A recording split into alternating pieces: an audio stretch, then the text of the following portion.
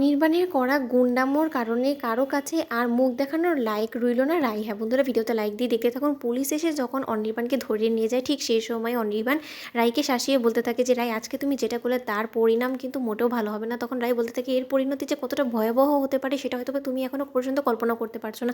তুমি যদি এখন পর্যন্ত নিজের অভ্যেসগুলোকে না শুধরে নেওয়ার চেষ্টা করো অনির্বাণ, তাহলে আমি এবার সুপ্রিম কোর্টে গিয়ে তোমার সর্বোচ্চ শাস্তির দাবি করবো। তুমি কথাটা মাথায় রেখো। ওদিকে রাই ওর বসের কাছে ক্ষমা চেয়ে বলতে থাকে যে স্যার, আমি আপনার কাছে কী বলে ক্ষমা চাইবো, আমরা আসলে সেটা ভাষা হারিয়ে ফেলেছি। তখন ওর বস আশ্বাস দেয় রাইকে যে রাই, তোমার এই কেসটা লড়াই করার জন্য যা যা প্রয়োজন আমি সকল কিছু তোমাকে দিতে রাজি আছি। প্রয়োজনে আমি তোমাকে তোমার ওই অ্যাডভোকেটকে হায়ার করার জন্য যা টাকা প্রয়োজন আমি সেটা তোমাকে দেবো, কিন্তু তার শর্তে আমি তোমাকে বলবো তুমি তোমার অধিকারের জন্য লড়ে যাও। এরকম করি, এতটা তুমি ভেঙে পড়ো না। আর তোমার আমার কাছে ক্ষমা চাওয়ার কোনো দরকার নেই, কারণ তুমি কেন ক্ষমা চাইতে যাবে? এরকম বেয়াদবি তো তুমি করোনি আমার সাথে, তোমার হাজব্যান্ড করেছে, তার দায় তুমি কেন নেবে বলো তো রাই?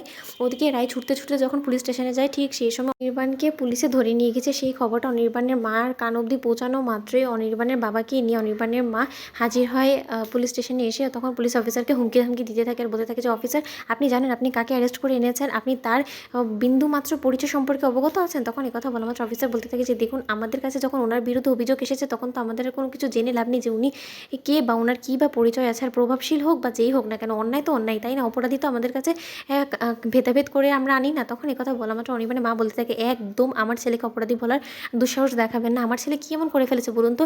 যেটা ঠিক সেটাই তো করেছে। ওর স্ত্রী যখন অবৈধ সম্পর্ক রেখেছিল তখন আপনারা ওর স্ত্রীকে কেন অ্যারেস্ট করেন না বলুন তো? তখন কথা বলা মাত্র পুলিশ অফিসার বলতে থাকে দেখুন, আপনাদের পারিবারিক বিষয় নিয়ে যদি আপনারা এখানে আসতেন, আমাদের হেল্প চাইতেন, তাহলে আমরা অবশ্যই আপনাদেরকে হেল্প করার চেষ্টা করতাম। কিন্তু যেহেতু এখন আমাদেরকে ভিকটিম যিনি উনি এটা কমপ্লেন করেছেন আপনার ছেলে এরকমভাবে ওনার অফিসে ঢুকে ওনার বসকে বেধড়ক মারধর করেছে, তার পাশাপাশি ওনাকে যথেষ্ট পরিমাণে লাঞ্ছিত করার চেষ্টা করেছে, তার শর্তে আমরা যদি তাকে অ্যারেস্ট না করি তাহলে আমাদের এই পুলিশ পোশাকের প্রতি অপমান করা হবে। তখন কথা বলা মাত্র অনির্বাণের পক্ষের অ্যাডভোকেট এসে বলতে থাকে যে অফিসার, আপনি হয়তো বা আরও একটা জিনিস এখনও পর্যন্ত জানেন না। আপনি একবারও এই জিনিসটা ভেবে দেখেছেন যে যখন কিনা একটা স্বামী জানতে পারে যে তার স্ত্রীর নাকি কারো একজনের সাথে অবৈধ সম্পর্ক আছে আর তারই সন্তানের মা হতে চলেছে তার স্ত্রী, সেটা কি কোনো মতে কোনো ভালো মানুষ মেনে নিতে পারে বলুন তো? তখন কথা বলা মাত্র পুলিশ অফিসার বলতে থাকে দেখুন, এটা আপনাদের পারিবারিক বিষয়, সেটার মধ্যে আমাদের হস্তান্তর করার কোনো রকম কোনো এখতিয়ার নেই, কিন্তু আমরা অভিযোগের ভিত্তিতে ওনাকে অ্যারেস্ট করেছি।